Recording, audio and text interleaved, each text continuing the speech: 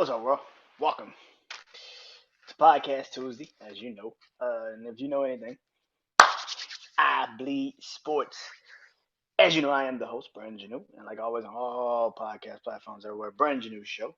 Social media platforms, Instagram, TikTok, Threads, Facebook, BrandonJaneauShow. And of course, YouTube channel, BrandonJaneauShow, man. Hope you guys enjoy the new episodes that I put out this week. Starting a whole new week today with this episode. So let's get into it. Like I said, I believe sports is the episode tonight, man. So much stuff went down in football, man.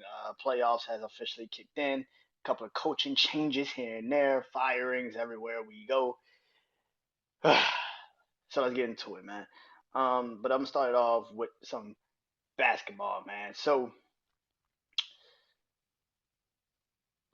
last week, last week, there was tons, and I mean tons, of pretty much the top 10 of the college basketball AP poll pretty much lost.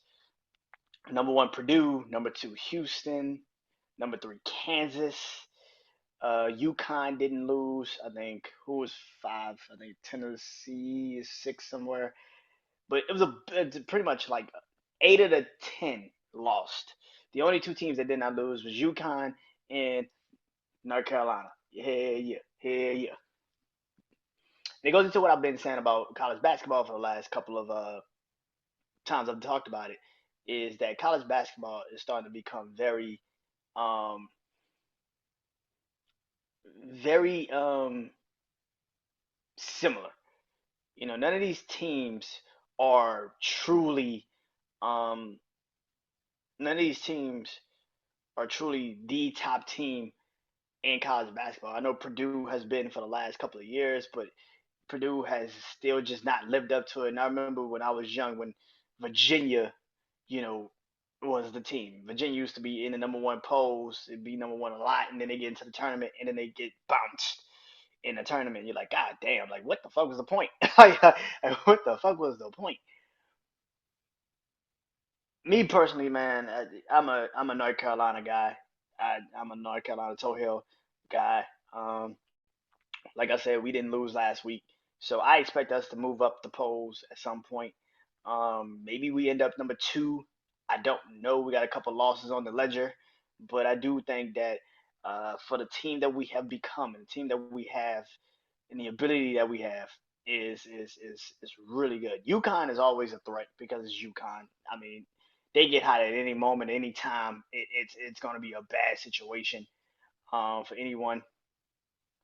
But uh, the teams that lost, Kansas and the Purdue's and the, you know, all of them, I expect bounce back weeks.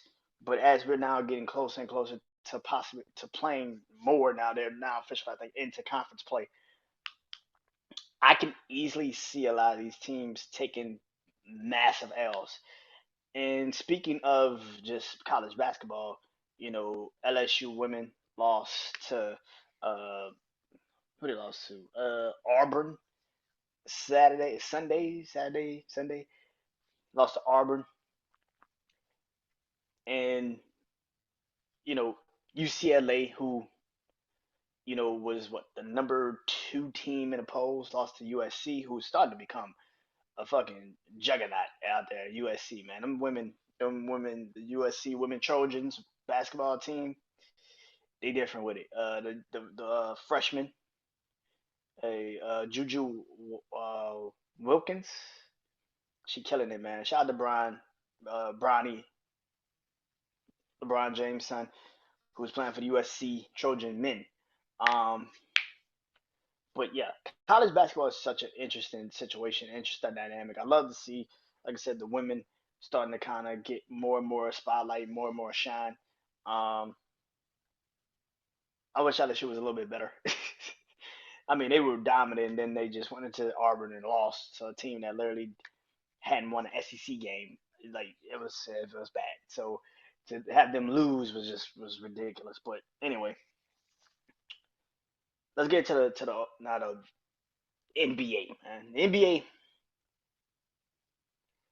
It's crazy, man. The NBA is so nuts, and I want to talk about this, man. So everybody knows. If you don't know, Golden State is one of my favorite teams. I've been a fan of Golden State since the We Believe team. I'm talking about Baron Davis, Steven Jackson, Matt Barnes, Monte Ellis. Yeah, that Golden State team. I've been a fan of those dudes since then. And then when they got Steph Curry, I was even more of a fan. I'm like, man, because Steph Curry was one of my favorite college players when he went to Davidson. He was one of my favorite players then. So when they got him in Golden State, I was like, man, that's a different type of energy. And then when they started to win, it was like, yeah. But Golden State right now is in this report came out today, which was Golden State is in the process of possibly being very open to trading everyone on the roster except Steph Curry. And I say to that, do it, do it, do it. It's to the point now where I don't think that Golden State as an actual team can turn it around out of this. You don't know when Draymond Green is going to get suspended again. Klay Thompson, when he went on a little hot run, he's now come back to earth and done exactly nothing. And it's getting to the point now where Golden State where it's like you might have no choice but to trade these pieces. You know, Draymond Green is one thing. Klay Thompson is a whole nother conversation. That is literally Steph Curry's, brother in arms. So for Golden State to say we'll move off of him too is pretty interesting. Steph Curry is the only piece in Golden State that you would even be willing to keep. And to me, that is a massive thing to say because I do think it's time to move on from Draymond Green and Klay Thompson. Now, I'm not one of these people out here that's like, you should have just kept Jordan Poole. No, you should have got rid of Jordan Poole. Jordan Poole was a terrible fit for that team. He didn't make sense to fit that team. Last year, the energy was completely off with the kid. The fact of the matter is, he was never going to make sense with that team, even if you would have traded Draymond Green. That team was just not going to fit him. It was too many bad things. You don't get punched in the face and say, I want to still be with this franchise. That's ridiculous. That's ridiculous. Like, who the fuck wants that? Like, you want to be a part of a franchise that let a nigga punch you in your face? Like, with no questions asked? And then on top of that, the nigga, did he get suspended? I forgot if Draymond got suspended. I don't even remember Draymond getting suspended last year. Maybe he did. I don't fucking remember. But there was no way in hell they were going to keep Jordan Poole after this season. There was no way after last season. They were going to trade him. They were gonna trade him. And anybody that sits there and says that nah, I would have kept Jordan Poole over Draymond. You smoking pounds. Like, no the fuck I wouldn't have. He's young, he's immature, he doesn't fit the team. And you're trying to build chemistry, not trying to make a young motherfucker think they're bigger than the team. No, no, no, no, no, no, no. You should have traded him, you should have let him go. And that's a good thing. But yes, trade Draymond Green. Trade Draymond, trade Clay, trade all of them, man. And if I was, you know, you know, go to state, I would be definitely thinking about moving them dudes because there's no way in hell I'm about to sit up here and say I'm gonna keep you. And there's a lot of teams that would love to have a Clay Thompson. There's a lot of teams that probably would. Well, I don't know if they would trade to get Draymond Green, but there's some teams that probably would need a Draymond Green on their team. And I think that Draymond will fit a lot of teams if they're willing to deal with him. And that's the key point. He's got to go to a franchise where they are not going to tolerate that shit. So, like San Antonio, or like a built in culture where they already have something, Sacramento, and, you know, somewhere like that. Like, he's got to go to an actual franchise that has something already built in. Because if he goes to a team that's young, they don't know what to do, and they're not winning. And I know people sit there and say San Antonio ain't winning, San Antonio ain't good. But the difference between San Antonio is just as long as you got Greg Popovich, you can figure shit out, and that's the thing. Um, when it comes to the situation right now, we'll go to State. I would, like I said, I would trade everybody, man. I would get to the point where it's like I'm just keeping Steph. And here's the thing, everybody would totally understand it, totally fucking understand it.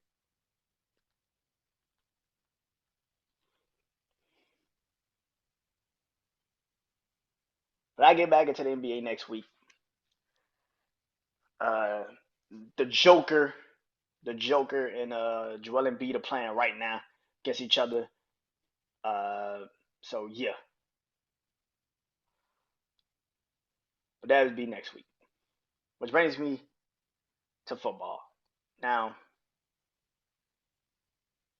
like I said, it's a lot of moves, a lot of things going up and down around the world with the football world.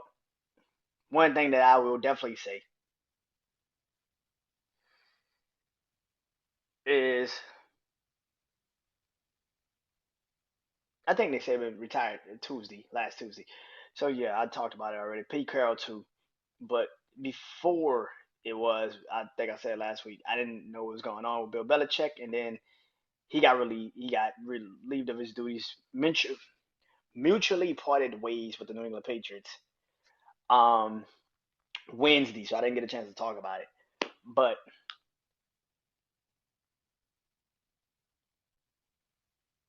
I'm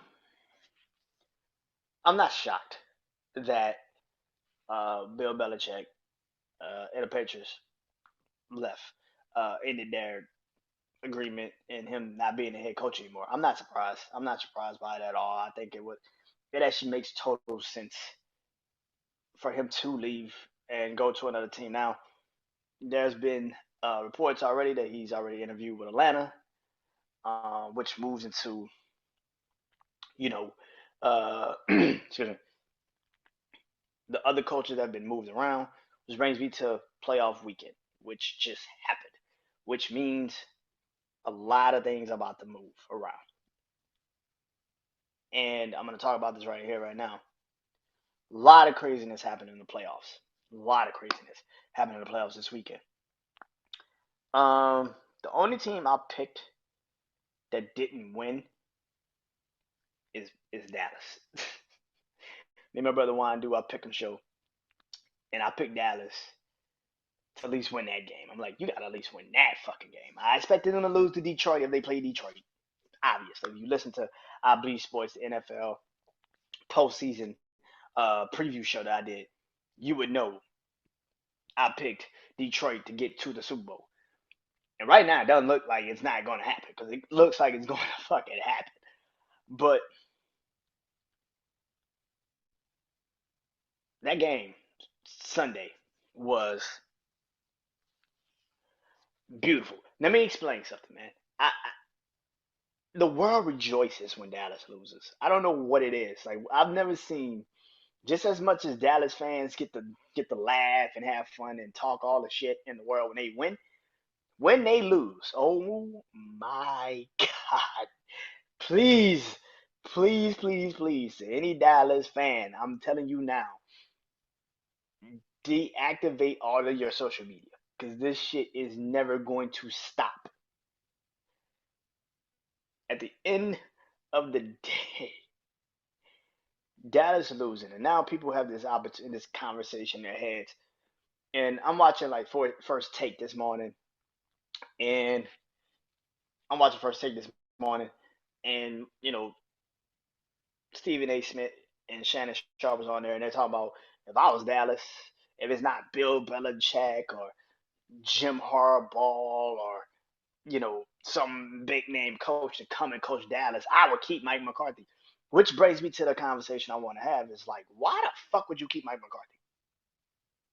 You clearly can't win with this dude. Not talk about regular season, because if that's what the fuck you want to win 12, 13 games every regular season, then keep him. You're going to win. The problem is, it's not about the winning the games in the regular season. You want to win in the postseason. And what I saw Sunday from the Dallas fucking Cowboys, that was a terrible fucking performance. You can slice it, dice it, however the fuck you want to call it. That was a terrible fucking performance. They looked like they didn't want to play. Like it looked like they were terrified. And the fact of the matter is, Green Bay did exactly what Dallas do: get the ball first, go down the field, score, and put your defense on the field with the opposition having to now play from a deficit. The fact of the matter is, Green Bay got the ball first, went down the field, scored, and that immediately deflated the fucking team. I've never seen a team just get completely just like, oh shit, we can't win. We can't win. The fact of the matter is, Dak Prescott then throws a pick to Jameer Alexander, and we're sitting up here trying to question this shit. Mike McCarthy should be fired right now. Now, here's the problem with people. Everybody wants to run out here and scream, go get Bill Belichick, go get Jim Harbaugh. Dallas does not need a big name coach. They need a coach that's going to not put up with Jerry Jones shit. And yeah, that might be the Bill Belichick's, that might be the Jim Harbaugh's, but that really is a coach that just will not put up with Jerry Jones shit.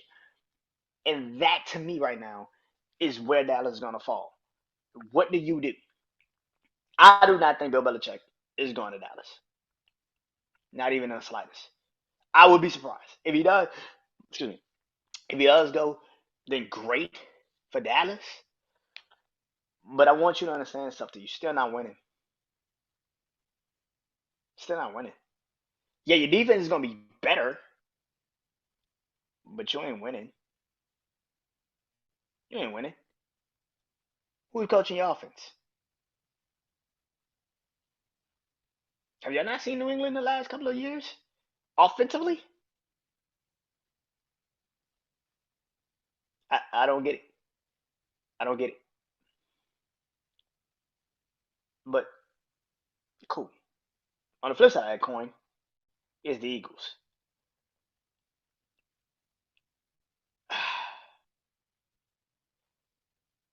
5-6. You went 6-7 in your last. You lost 6 of the last 7 games you played in, and you got worse every fucking game that you played in. I'm I don't know how you not have a conversation about this dude. I was one of them like, nah, man, you gotta kind of gotta keep Nick Sirianni because he got you to 3 straight playoffs, got you to a Super Bowl last year. But it's to the point now where it's like, did he lose the team? And if he lost the team, that's a different conversation. Jason Kelsey is officially retired, so um, man, it sucks to see that man career go out like that last night because he had tears in his eyes. He was just like, fuck. Like, come on, man. Like, this shit cannot be the end of my career like this. Kind of makes him think now, probably, he should have just probably retired last year. Like, bro, I should have just retired going to the Super Bowl. This is bullshit. My season ends in Tampa? What the fuck? My career ends in Tampa. What the fuck? There's more changes coming to that team. I think Brandon Graham is retiring. I think Fletcher Cox is going to retire. I think Landon Johnson stays for one more year, but then he's probably out the door. That's a lot of changes coming to Philly that people are probably ready to have. AJ Brown probably is getting traded. Darius Slay, if he isn't seriously injured, like a hip or some shit, because the injury he got last night was kind of crazy and kind of looked really bad. But if he hasn't got like a hip or some shit, he's getting traded. I don't. Maybe I think he signed like a year deal. I don't think he stayed for. I think he signed like one more year deal. So he probably is a free agent anyway. So you could probably just let him walk. It's to the point now with Philly where you got a lot of changes coming to that team, and I don't know if they're ready for it. I don't know if they're ready for it. Also in football news, Pete Carmichael is fired from the New Orleans Saints. Thank the Lord. I don't know who's going to be our new offensive coordinator. I'm just happy he isn't. I don't think Jan Gruden is going to be the new NFL offensive coordinator because of the legal problems that he's now having with the NFL. He's not going to be the offensive coordinator of the New Orleans Saints. As long as he's in a lawsuit with the NFL, that shit ain't happening. Um, but I can definitely see them going hit up. God Almighty, I hope not Josh McDaniels. I don't want Josh McDaniels. I truly believe, man, you gotta go get somebody from college. You gotta go get a college-minded offensive coordinator. I really believe that. I really wanted them to go get Joe Brady, who's now the Buffalo Bills, offensive coordinator. I really wanted them to go get Joe Brady. I really wanted them to go get Joe Brady because I just was like the shit that Buffalo's doing right now. I knew the Saints could do with him, but now that he's gone, I'm more happier than anything. I was so happy when I saw that news. I'm like, finally, what the fuck? He's gonna go to Denver with Sean Payton, and yeah.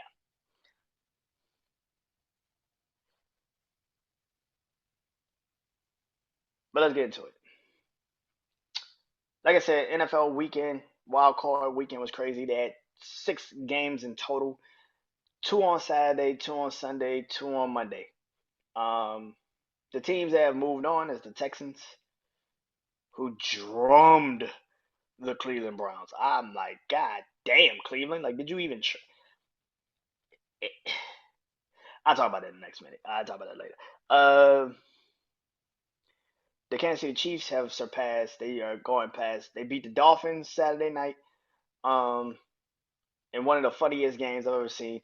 Not because of the gameplay, but because Taylor Swift was doing a swag surf in the crowd and probably was the funniest shit I've ever seen in my life. Like it was like the funniest shit I've ever seen in my life. If I find that clip again, I'm gonna have to say that shit and post it because that shit was extremely fucking funny. I'm like, this shit is what the fuck? Like, what is this? Um, what else? What else? Like I said, the Cowboys got absolutely drummed by the Green Bay Packers on Sunday. That was the first Sunday game.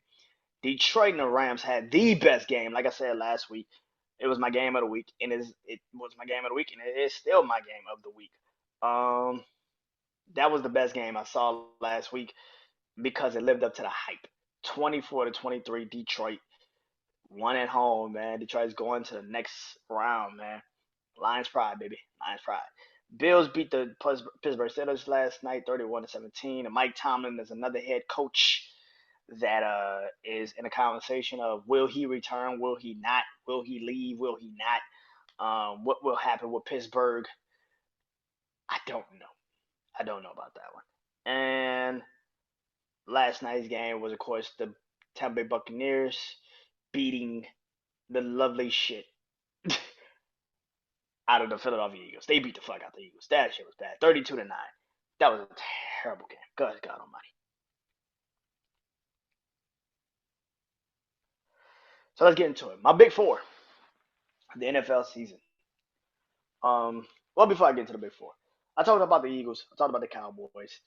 We'll talk about the Dolphins when I get into my levels of warning. So stay tuned to that. But the Browns, Steelers, Rams, um, Steelers, like I said, Mike Tomlin. I don't know if Mike Tomlin is leaving. I don't know if Pittsburgh is going to want him to go. I don't know. Pittsburgh is in a very interesting transition, and this might be the case of you outfitting like Bill Belichick a little bit, where Bill Belichick, and I said this last week with Mike Tomlin. I said I don't understand how Pittsburgh fans can literally sit up here every year and say, with a winning situation, you win every fucking year, you can want this head coach gone every fucking year. I don't understand it. But I now feel like, and this is what I've always felt though, Mike Tomlin might have just outgrown Pittsburgh. I think it's just time for a change. I think when it comes to quarterbacks and situations offensively, you have a running game. I think what Pittsburgh should have done, and this is really what I think Pittsburgh should have done this whole year, is just run the fucking ball. Kenny Pickett, Mason Rudolph, Mitch Trubisky. What Pittsburgh needs isn't another Big Ben. They don't need another Big Ben. What they need is a Cardell Stewart. They need their Tommy Maddox. They need one of them. They need a guy that can just come in, keep it calm, do enough to win. If you remember Cardell Stewart in Pittsburgh, y'all remember how fucking athletic he was, how good he was, how extremely um incredible he was. Like athletic wise, like that was one of the best athletic quarterbacks I had seen when I was a kid. Like the dude could fucking run everywhere. Like goddamn, get this nigga down. And it's kind of ironic because the nigga played, I think, off like wide receiver or some shit, running back, wide receiver at one point. So he moved to quarterback position. So it was kind of like, okay, that makes sense. Um, like I said, Tommy Maddox. People forget how Tommy Maddox really was. Tommy Maddox kept the Pittsburgh Steelers afloat. Yes, did they go get Big Ben and make it even better? Yeah, but Tommy Maddox did enough to keep them, a steady float. This is what I was telling my brother Juan yesterday. I can easily see Pittsburgh getting rid of Kenny Pickett, trading him, letting him go, and then maybe moving up in the draft. And I can definitely see them moving up in the draft. They're probably in the top. They're in the 20s. I can definitely try to see them trading, let's say a Chargers who don't need a quarterback, but they already got some weapons.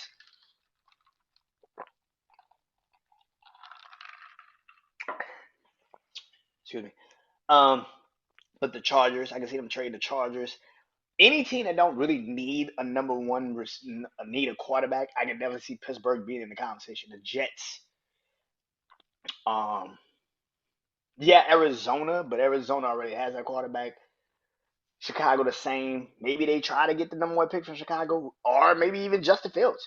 Depending on what Chicago really does. So, but I can definitely see that happening. To the point where uh, Pittsburgh finds a way to get into the top 10 of the draft because they need to. They have to find a way to get into the top 10 of the draft to get a quarterback. Now, maybe like I said, maybe they call Chicago up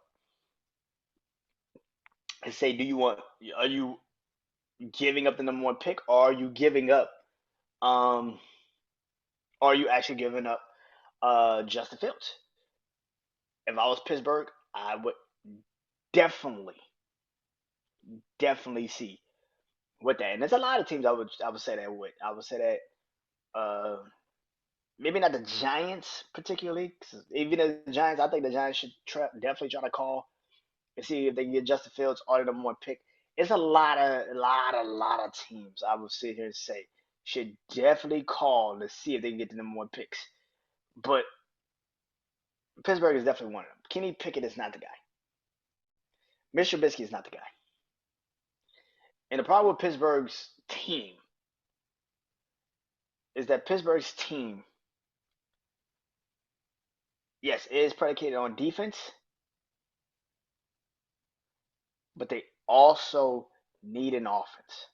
And the weapons that Pittsburgh have, the George Pickens and Deontay Johnson, the two running backs that you have, Najee Harris, Jalen Warren, the offensive line actually was pretty okay this season. Like, if I was Pittsburgh, if Mike Tomlin stays, I'm trading that fucking pick away. And I'm trying to get the number one pick. If not, be honest with you, I try to get Justin Fields. I'm gonna be honest with y'all. I try to get Justin Fields. If I was Pittsburgh, I would get Justin Fields. Chicago, I don't know what you really want to do, but I know what I need to do. Give me Justin Fields.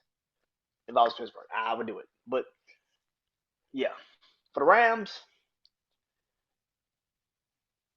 I don't know if Matthew Stafford comes back. This is something I also talked to my brother Juan about yesterday on our show. I don't know if Matthew Stafford comes back. Matthew Stafford has been taking a pounding the last couple of years. And that playoff game was a prime fucking example. The man hit his hand on the helmet, which earlier in the season he dislocated his. I think he broke his thumb off of that. Like, and even in that game against Detroit, like he was getting hit, man. Like it was to the point where you thought the nigga had a concussion, like because he got hit. And as good as the Rams' offensive line was this season, it got better this season. Sean McVay is going to put the ball in Matthew Stafford's hands. That's just the game plan. And I don't know if that's a good idea as we continue to move forward because as much as Matthew Stafford can, yes, he can throw the ball over the field.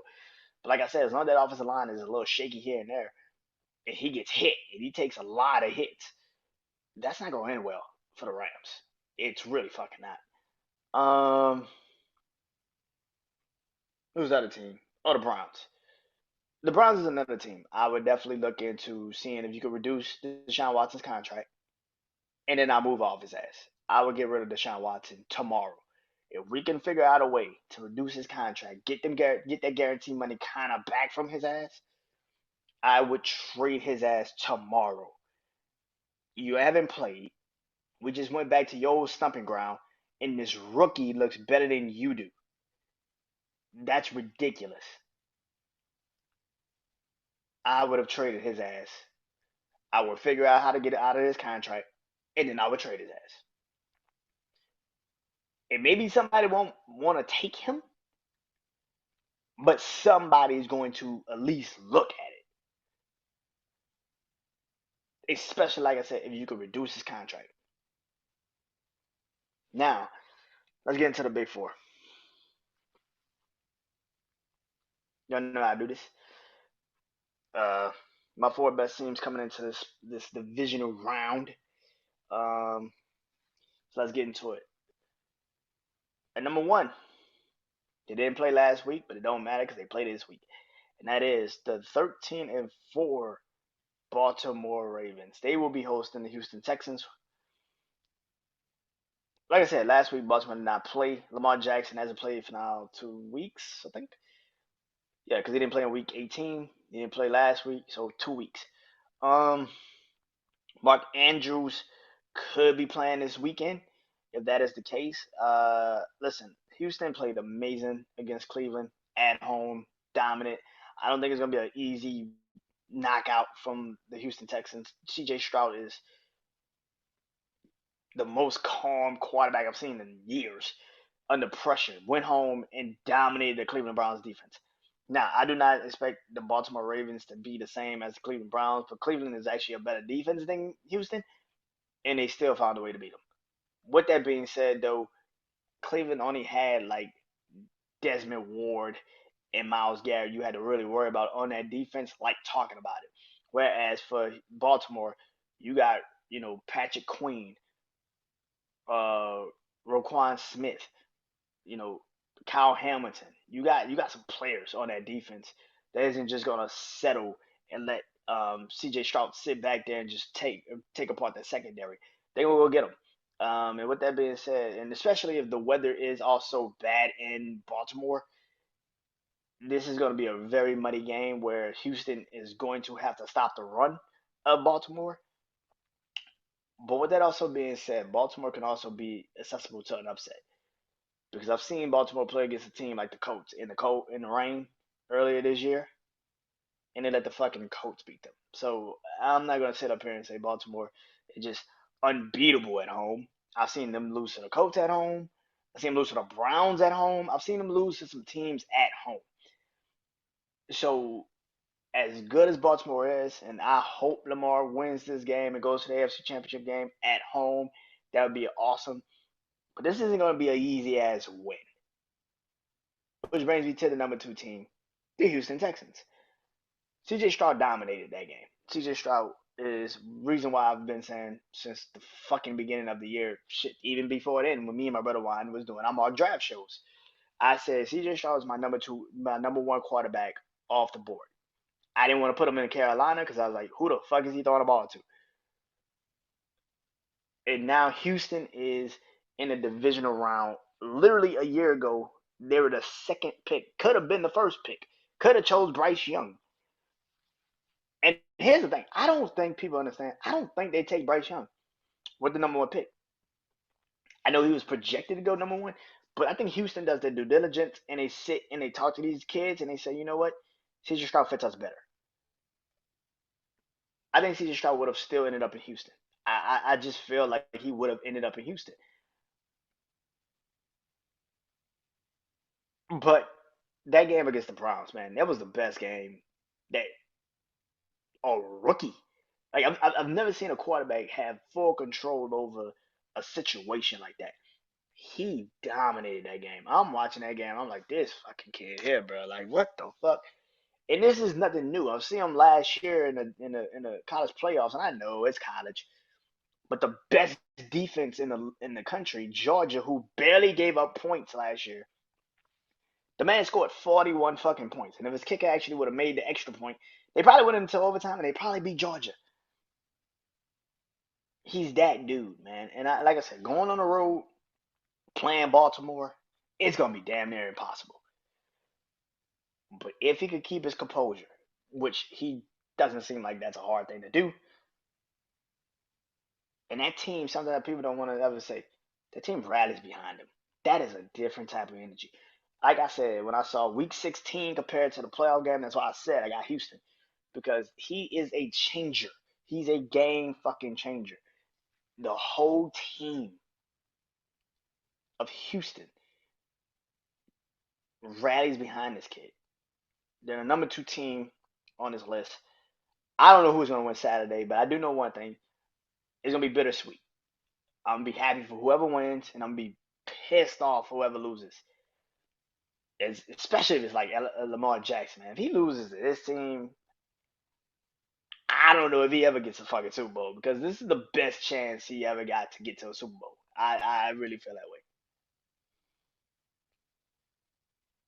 Number 3 is the Green Bay Packers coming in at 9-8, absolutely routing the Dallas Cowboys in Dallas. They go to Santa Clara to play the San Francisco 49ers. Now, I said last week when I did this show and I believe sports the NFL postseason preview show, I literally said for Dallas, they better hope and pray that Green Bay doesn't run the ball, control the clock, and beat them because they are better than Green Bay can actually run the ball. Like I said, Green Bay can run the ball, they can control clock, and they could just absolutely outplay Dallas if they have the lead and they have the time on their hands. And I did not expect that game to go the way they went. I was 100% by like the second pick, the first pick that Prescott threw. I'm like, oh, this ain't good. Like, oh, this ain't good. And then he threw, and then it was like 20-0. I'm like, okay, Dallas could kind of like make a little bit of a run. And then he threw that shit to Savage. I was like, oh, I like this game over. This game over. You can't. This game over. Even if Dallas scored, and they got the ball in the second. Like this game is over. They can't stop the run of Green Bay, and now they're making you have to play the run first, which is not Dallas' strong suit, which is opening up the secondary. That is not good. Jordan Love, man, is another one I kept saying. Just give him time. Let him shine. Let him do what he needs to do. He's another one, man. His calmness also in a high pressure situation. He's on the road. This isn't like CJ Stroud at home against the Browns and you kind of can control it because you're at home. This is on the road in Dallas with all the pressure again on Dallas, and that's a key point. Going to Santa Clara, and I get into that, but going into Santa Clara against the 49ers, I know that the prediction is they're going to be, it's going to be a massive blowout, and Matt LaFleur is not that great against the 49ers. His record, especially in the playoffs, is just not good. But anything can happen.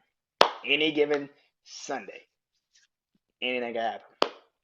Which brings me to the last team on this list, and that is number 4, the Detroit Lions, 12-5. And like I said, they beat the Los Angeles Rams 24-23 Sunday night to officially move on to the next round, their first playoff win in years. And not only is that their first playoff win, they are now officially hosting another playoff game, which they will be hosting last night's winner, the Tampa Bay Buccaneers. That's gonna be an interesting game. I truly believe that if I had to pick a game that I'm like, I don't know about. Tampa Bay is finding confidence, man. Baker Mayfield has confidence. And when you got a confident quarterback like Baker Mayfield who's cocky too, anything could happen. I'm not going to. But the one thing about Tampa Bay is that they don't know how to run. They're not good at running the ball. Detroit's really good at stopping it, which brings me to the second era of Detroit. These two teams played earlier this year. in Tampa. Completely different teams then to now.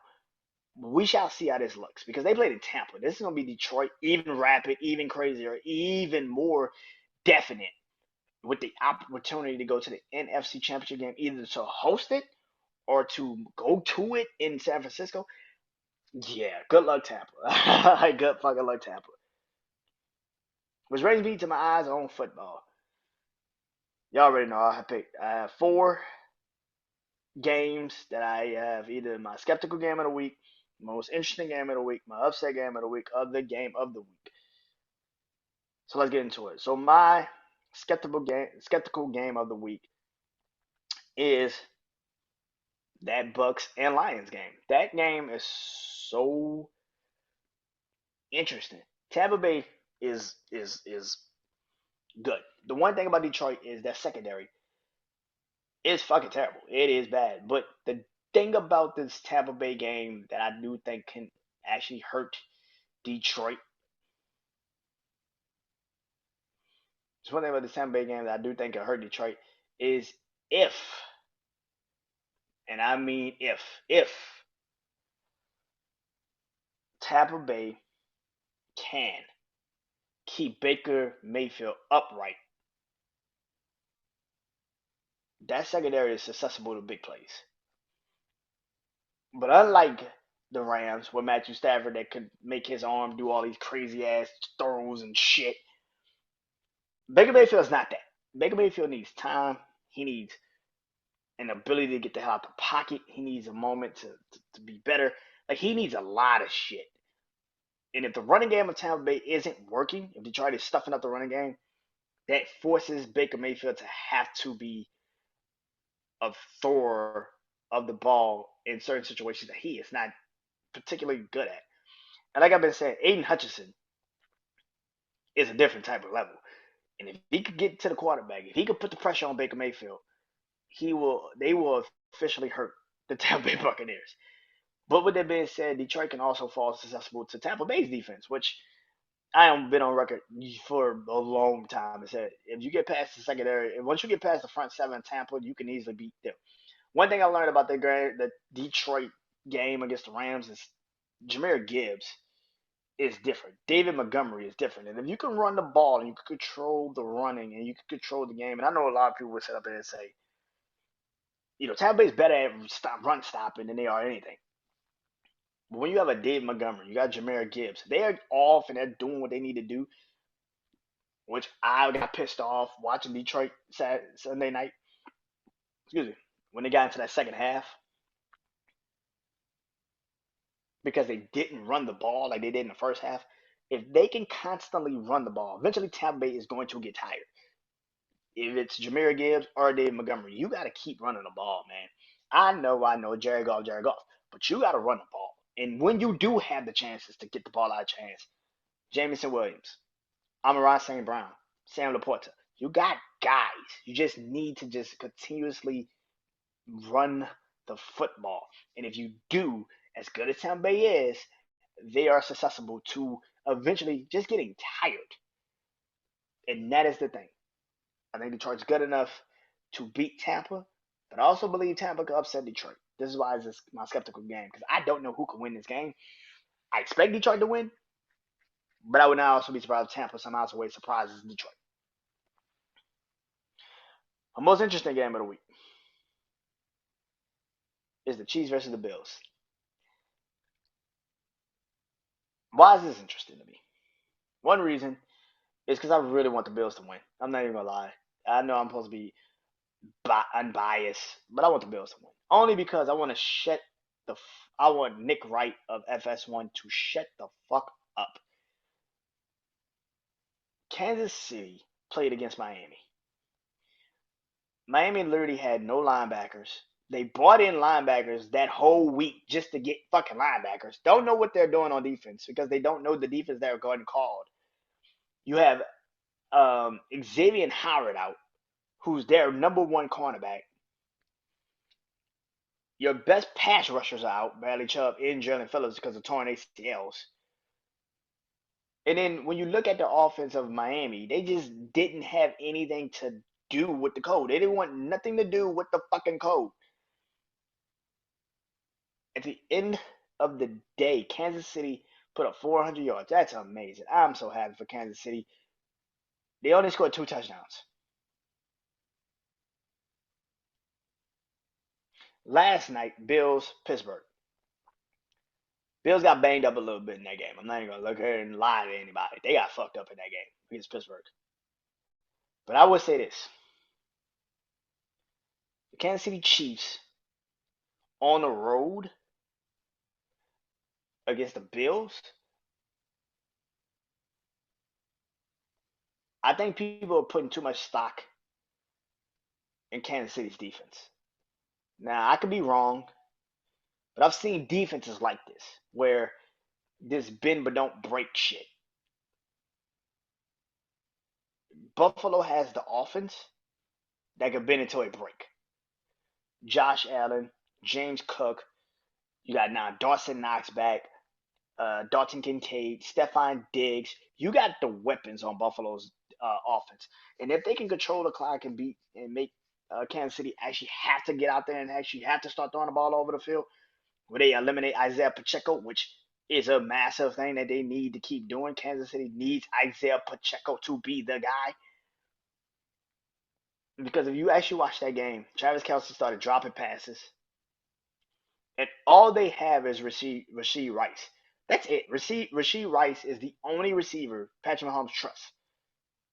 So if you know that, if you're Buffalo, I'm hitting his ass the moment he touched the ball. I'm fucking him up. I'm double teaming his ass. Fuck Travis Kelce. If he catch. Okay, cool. But I'm fucking him up. Kansas City also still really can't protect Patrick Mahomes. If you watched Buffalo last night, they were getting to Mason Rudolph, Ed Oliver, Von Miller, Leonard Floyd. Like, this is a team in Buffalo that has the team. They have the linebackers. They have the team. And this isn't going to be like an Arrowhead. This is Buffalo. And Buffalo knows one thing. Last year, when you were in the divisional round, you played Cincinnati at home. The way Joe Burrow fucked you over in that game, you cannot allow Patrick Mahomes to do to you. This might be Buffalo's only opportunity to get to the goddamn Super Bowl. So you better find a way to win this game. Because if not, you at home with us. Which brings me to my upset game of the week. And that is the Green Bay Packers versus the 49ers. Now,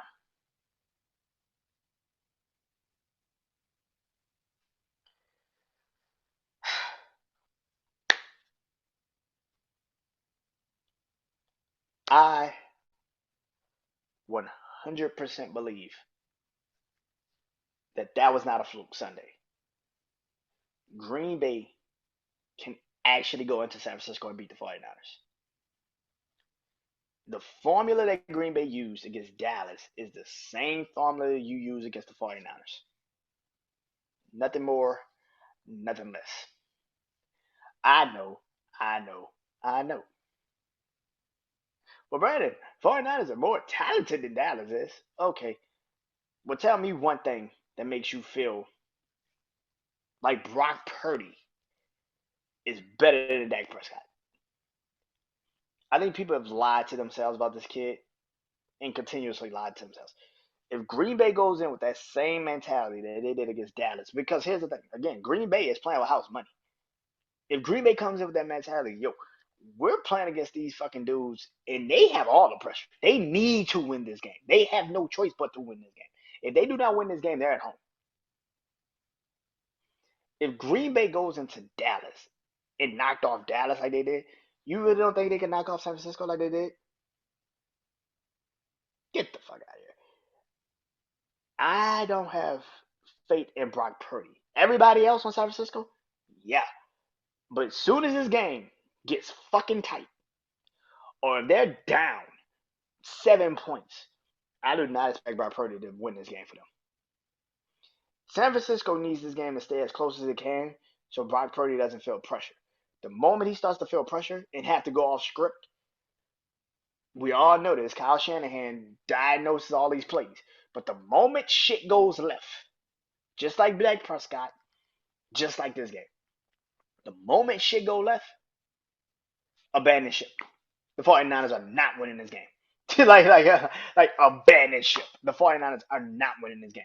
The moment it goes off script, Brock Purdy's actually got to go outside of the X's and O's, and he's got to actually make plays. They're not winning this game.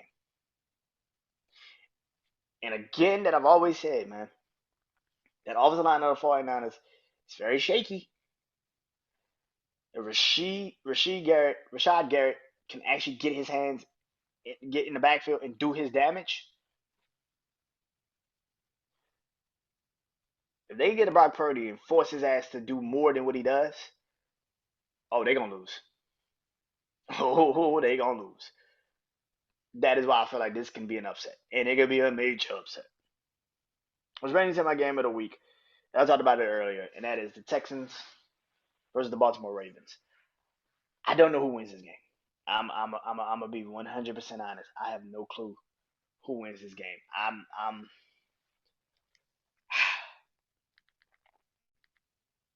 I I think I think it's Baltimore, but again, if CJ Stroud, if the Texans defense can just keep it close, again, this is nothing. The Texans defense keep it close. They can win this game. The beauty of Baltimore is trying to blow you out, especially at home. But this game stays close. If CJ Stroud is not rattled, this is different. And here's the thing: the first time they played each other this year was Week 1. Nobody knew what Houston was. Nobody knew what CJ Stroud was. Nobody knew what Baltimore's offense was going to look like. None of this shit. But they kept that game close. It was like 24-9, I think it was, final score. Houston could keep it close. If Houston keeps this close, they could beat Baltimore. And that's the scariest thing. Because if they keep it close, they can beat Baltimore.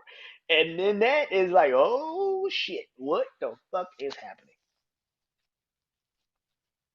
I expect Baltimore to win, but I also know anything can happen.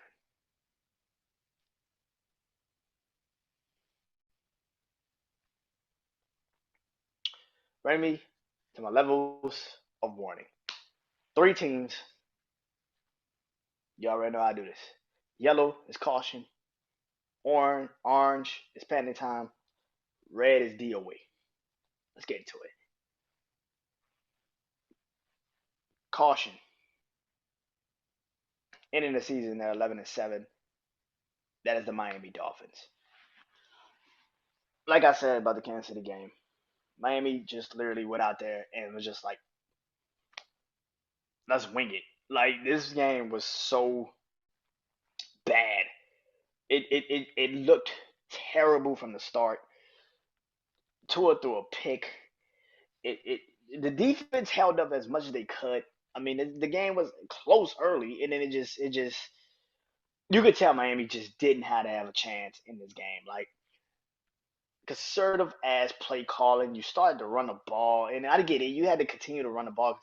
But Kansas City is also stopping your run, and yeah, they're making some weird, plays here and there, weird, defensive ways. But you got to find a way to get Tariq Hill open and get him the fucking ball, even if it's a pop up. You got to get him something. He touched the ball on one drive, the only touchdown drive that they had. He touched the ball 2 times. They scored a touchdown.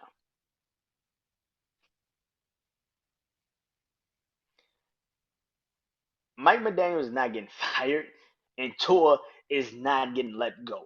But the problem that everybody's going to have going forward is that Tua is kind of falling into the category of a Dak Prescott. Everything, and I mean everything, could go right for you, and you still might lose because the quarterback might fuck up the game plan at some point. This is a bad situation in Miami.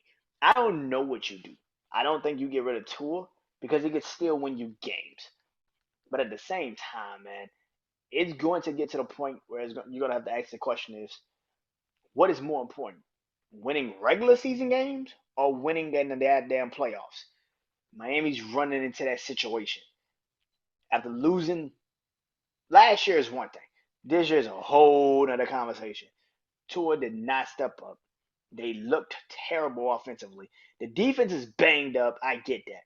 But the fact of the matter is, you can't go out there and do that shit, man. That was hard to watch. Like, it was hard to watch.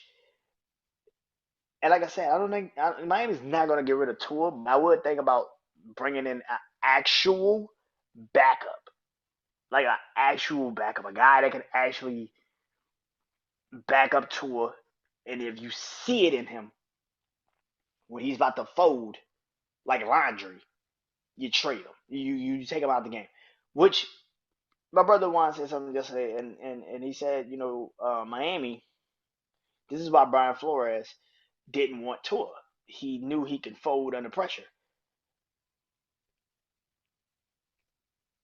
I don't think Tua ever would be the top guy. He will never be that quarterback. In September, October, he's going to have amazing MVP like numbers. But the moment the game gets tight, he's not going to show up. It's the same shit I said about Dak Prescott. A couple weeks ago in Dallas, when they played Detroit and the game was pressure, Dak Prescott did not play good. He did not have a great game. He did not do shit that you were like, oh, wow, he's great. The pressure was on. He folded like laundry. Same thing with Tua. Pressure is on in Buffalo. With the Buffalo game, you at home. It's divisional. You need to win this game to have a home game. And the moment you played, you immediately felt the pressure and you gave up. Same thing Saturday. It was a bad game, and I don't think you get rid of Tua, but it's now a conversation that you probably do need to look into maybe getting a real backup quarterback just in case Tua folds under pressure, because now it seems more likely that he will. Goes into the orange, panic time. And that is the Eagles. The Eagles at 11-7 in and out the season. Like I said earlier,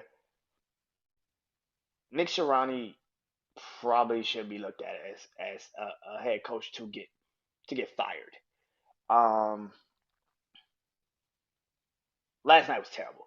This team might have quit on you. This team might have gave up. Like I said, Philly's got way more questions than answers at this time. Fletcher Cox could be gone. Brandon Graham is probably going to leave. He's going to probably retire. Landon Johnson probably stays another year. Jason Kelsey's already done. He's already said he's retiring. AJ Brown is probably going to, hit the trading block at some point during the off season. He's going to probably ask for a trade. You have more questions than fucking answers. And the problem with Philly right now is that I don't know if you're going to be able to. You're going to probably fix it. You're not like Dallas, where Dallas is so stuck in their ways. Philly knows, yo, we got a winning team, but the situation that we have is not a winning situation. So we might have to move on from some shit to get better. And if that is the case, I can definitely see Philly doing that. They paid a lot of people a lot of money this last offseason to keep him. Nothing's wrong with DeAndre Swift. Devontae Smith's there. You probably trade A.J. Brown. And this is another thing. A.J. Brown and Jalen Hurts are supposed to be tight as the son of a bitch. But they kept bumping heads. I don't know what the problem is. Jalen Hurts has been more injured than healthy this season. And now you start to ask the question of, what the hell is the Eagles right now? And I don't know. I wish I did, but I don't know. Do you fire Nick Sirianni? I don't know. But do you trust him to bring in the right offensive coordinator, the right defensive coordinator? That's the problem. And if he can't do that, I don't know if you fire him this year, but you damn sure fire him next year. Because if the Eagles have the same season they had this year, or even worse, he's got to go. He's got to go. Bring me the DOA, and that is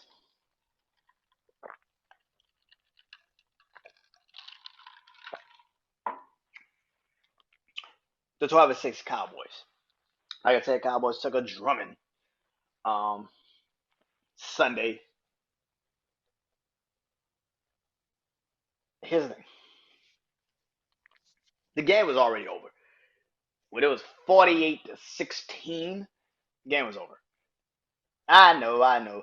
They scored two touchdowns that meant absolutely fucking nothing.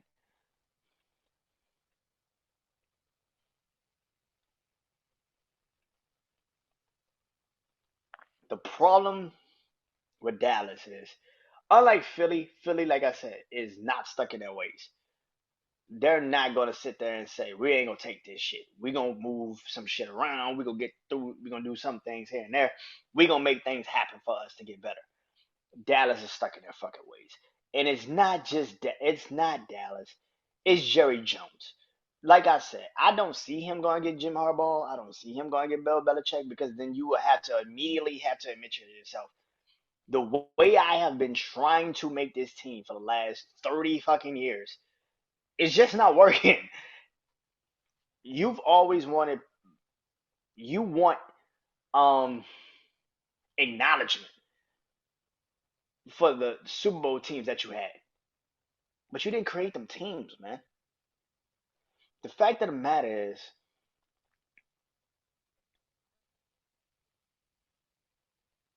Dallas has been the same team, and I mean the same team. Dallas has been the same team since I was a kid.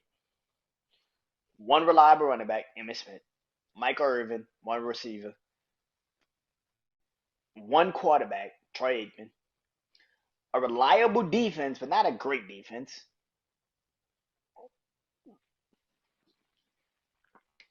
and an okay to decent, sometimes good offensive line. Every damn year, this is Dallas. Every single fucking year, it's Dallas. You just replace Troy Aikman, Michael Irvin, and Emmitt Smith with what Drew Bledsoe and Roy Williams and Julio Julian jo- Julio jo- Julio Jones, and then you replace that with Tony Romo, T.O., Jason Witten, and Mario Barber, and then eventually you replace that with Dez Bryant and D'Amico Murray, and you stay at Jason Witten, and then you replace that with Dak Prescott, Ezekiel Elliott, and CeeDee Lamb. It's the same fucking team. One running back, one quarterback, one receiver. He's living in the fucking 90s. Like that shit's going to continuously work. You need to go get a true number two. If CeeDee Lamb is your one, you need a number two.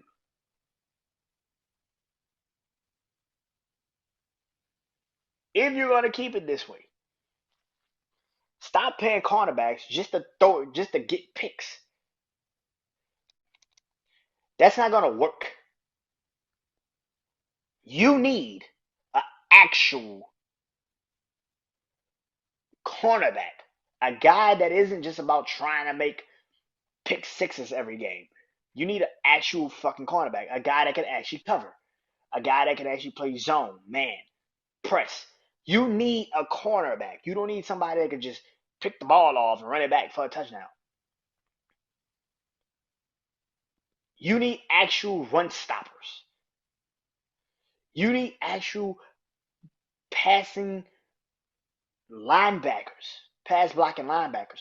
You need a lot of shit.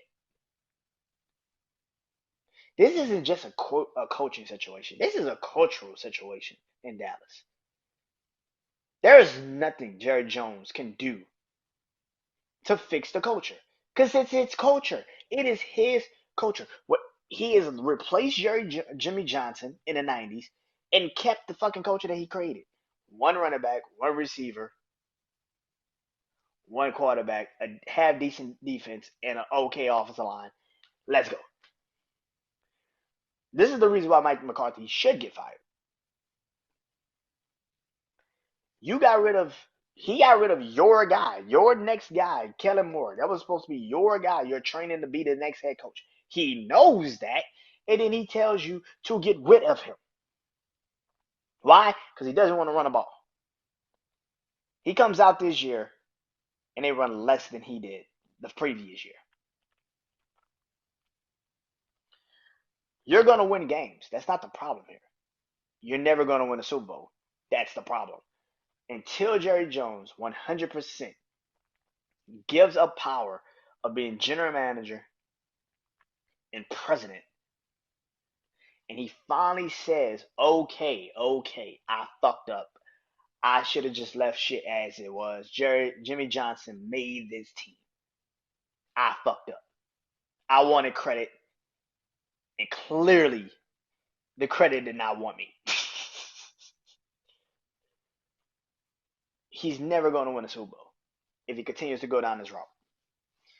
And for Dallas fans, I'm speaking from a real fan perspective. It's hard to see your team every year. They hype you up. You watch them good. You watch them every year win 12 games. They get into the playoffs, and then they completely shit the fucking bed every year. This was the worst I've seen them play in the playoffs. And trust me, I've seen pretty bullshit games from Dallas in the playoffs. But this was the worst. The defense didn't show up. The offense didn't show up. Your head coach looked completely and utterly outmatched, out game plan, out strategized. He literally looked like he had just gotten to the NFL 5-6 years ago. And not a Super Bowl winning head coach. That coach, Brett Favre and Aaron Rodgers. He literally looked completely out-coached. It ain't just him. Dan Quinn as well. People continuously ask, who's to blame? Is it Dan Quinn? Is it Mike McCarthy? Is it Dak Prescott? It's every fucking body. Jerry Jones? Every fucking body. Because it's the Dallas culture. They all deserve blame. Excuse me. They all deserve blame. Anybody that sits up here and tells you that one side of the ball deserves more blame than the no, every fucking body deserves blame. It's funny that Jerry Jones would go in the locker room and tell everybody, this ain't Dallas. We need to win. Motherfucker, we're never going to win because you don't want to let up the reins of the team. You want to reign, but then you don't want to give up the power to get the reign. It's culture, man. Dallas is going to always be in this shitty ass situation that they're in. Every fucking year. And it's going to be funny every fucking year because I love the hype. But I want y'all to understand something. Next year, you play nothing but the best teams in every division next year. You won a division. So that means you're playing who won the division? Kansas City? Who else you playing? San Francisco again? You're playing who else? Tampa? You're playing the NFC South regardless, but you're playing Tampa. Who else you playing? Detroit. Yeah. You're probably playing what? Baltimore. Yo, you playing like Buffalo? Like you got some teams on your schedule next year. That weak schedule shit that you got earlier this year, that shit gone next year. I expect you to probably win against the NFC South, depending on what the fuck the NFC South looks like. And for me, I don't think Dallas is going to have the same year they had this year. They're gonna come back to the memes. 9-8, 8-9, maybe 7-10, maybe 10-7. But they ain't getting 12. Is why I feel like Mike McCarthy needs to go. Because whatever the fuck you did this year, you played against a lot of bullshit teams. Imagine playing Detroit. Imagine playing San Francisco. Imagine this shit. And then you have to play the top number ones from like the AFC too. Good fucking luck. Good fucking luck. But that is I Bleed Sports. Hope you guys enjoyed this. See you guys soon. See y'all next week. Peace.